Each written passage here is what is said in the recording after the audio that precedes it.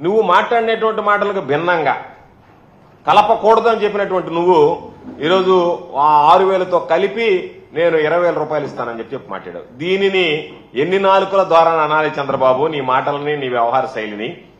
నువ్వు ఎన్నికలకు ముందు 20,000 రూపాయలు రాష్ట్ర ప్రభుత్వం ఇస్తుందని చెప్పి ప్రకటించావు. ఎక్కడా కూడా కేంద్ర రాష్ట్ర ప్రభుత్వాలు కలిసి సంయుక్తంగా 20,000 ఇస్తానని చెప్పి మాట్లాడలేదు. గతంలో నువ్వు విమర్శించావు. మీరు ఎట్లా ఇస్తారు? చెప్పినటువంటి మాటకు కట్టుబడి మీరు 12,500 ఇవ్వాలని నిలదీశావు.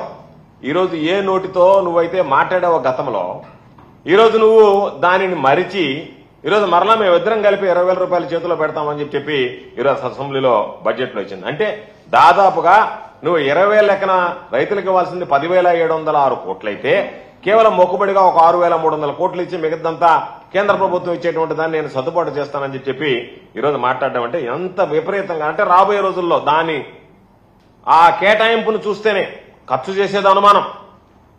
నువ్వు ఆ కేటాయింపులు ఏమాత్రం ఖర్చు చేస్తావనేది అనుమానం. అయినా సరే రైతులకు నువ్వు సంబంధించినటువంటి అన్నదాత సుఖీభావ కేటాయింపులు చూస్తేనే ఎంతమంది రైతులకు నువ్వు కోత పెట్టాలనేటువంటి ఆలోచనతో ఉన్నావనేటువంటిది స్పష్టంగా అర్థమవుతుంది. అందుకే చంద్రబాబు నాయుడు చెప్తూ ఉంటాడు, సంక్షోభంలో అవకాశాలను వెతుక్కోవాలి అని చెప్పి.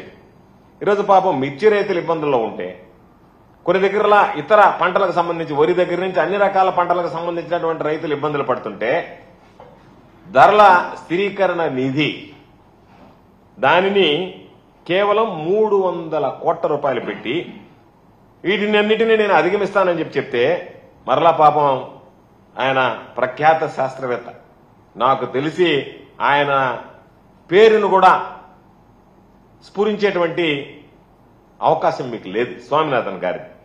ఆయన వ్యవసాయం సక్రమంగా లేకపోతే ఇంకేది సక్రమంగా సాగే అవకాశం లేదు అని చెప్పారు. అంటే మీరు ఇచ్చినటువంటి బడ్జెట్లో వ్యవసాయానికి మీరు కేటాయించినటువంటి నిధులు, మీ ఆలోచన విధానం సక్రమంగా లేకపోతే 62% ఆధారపడి జనాభా ఉండేటువంటి గ్రామీణ ప్రాంతాల్లో ఉండేటువంటి రైతులు మీ బడ్జెట్ ఏ విధంగా ఉంటుందనేటువంటిది అర్థం చేసుకోవచ్చు.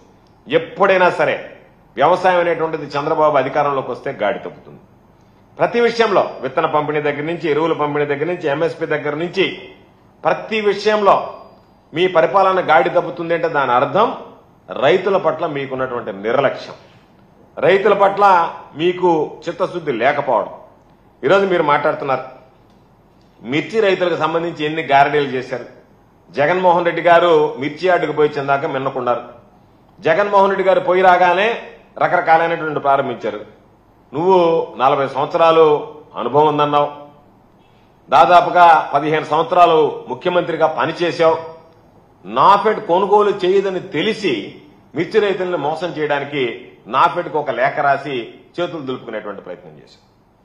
చివరికి గత సంవత్సరం 21 నుంచి 27,000 రూపాయలు అమ్మితే 8,000, 9,000 ఈ సంవత్సరం క్వింటాలు మిర్చి రేటు అమ్ముతుంటే దానికి సంబంధించి 11,781 రూపాయల 25 పైసలు నిర్ణయించినటువంటి ధర కన్నా కేంద్ర ప్రభుత్వం తక్కువ అమ్మితే 50% అంటే దాదాపుగా పంట కొనుగోలన్నీ పూర్తయిపోయిన తర్వాత, అమ్మకాలన్నీ పూర్తయిపోయిన తర్వాత, రైతులు నష్టపోయిన తర్వాత మీరు మేనమేషాలు లెక్కిస్తా ఏదో మొత్తం రైతాంగాన్నంతా మేము ఆదుకున్నాము, అన్నిటికీ పరిష్కారం చూపేటువంటి విధంగా మాట్లాడడం అనేటువంటిది సిగ్గు చేయటి అనేటువంటి విషయం అని చెప్పి ఈ సందర్భంగా తెలియజేస్తున్నాను. ఇంతకన్నా దౌర్భాగ్యం అనేటువంటి ఉండదు.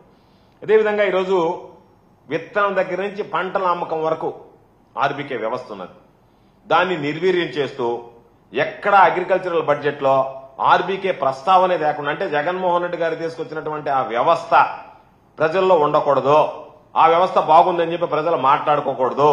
కాబట్టి రైతులకు అది ఉపయోగంగా ఉన్నా సరే దాన్ని నిర్వీర్యం చేసి జగన్మోహన్ రెడ్డి గారి మార్కు పరిపాలన రైతులకు సంబంధించి ఇవ్వకూడదు అనేటువంటి ఒక దుర్మార్గం అనేటువంటి ఆలోచనతో ఈరోజు రైతు భరోసా కేంద్రాలకు సంబంధించి దాని ఊసే లేకుండా మాట్లాడడం జరిగింది. ఈరోజు అగ్రిటెక్ దిశగా వెళ్తామని చెప్పి చంద్రబాబు నాయుడు చెప్తున్నారు. ఈరోజు ఆర్బీకే లాంటి వ్యవస్థ లేకుండా వ్యవసాయంలో నువ్వు ఏ విధంగా ముందడుగు వేయగలవు, వ్యవసాయానికి సంబంధించి ఏ విధంగా సాంకేతిక పరిజ్ఞానాన్ని అందిపుచ్చుకోగలవు అనేటువంటిది మాత్రం చెప్పేటువంటి పరిస్థితులు లేడు. కొన్ని పదాలు మాత్రం బ్రహ్మాండమైనటువంటి పదాలు వాడారు. స్మార్ట్ అగ్రికల్చర్, ప్రెసిషన్ అగ్రికల్చర్, ఇటువంటి కొత్త కొత్త పదాలన్నీ వాడారు. ఈ రకంగా నేను వ్యవసాయం తీసుకొస్తున్నానని చెప్పి ఈ రోజు మీకు అందుబాటులో ఉన్నటువంటి టెక్నాలజీని ఉపయోగించుకోలేక, ఏమి చేయలేక ఆర్బీకేలో కేసుకోలు ఉన్నాయి, వాటితో పాటు ఈరోజు యాప్లు ఉన్నాయి, అదేవిధంగా కాల్ సెంటర్లు ఉన్నాయి. వీటన్నిటికీ సంబంధించి దూరం చేసి రైతులకు సంబంధించి ఎప్పటికప్పుడు ఛానల్స్ ఉన్నాయి, టీవీల ద్వారా ఈరోజు ప్రసారం చేయడానికి ఆర్బీకే ఛానల్స్ ఉన్నాయి.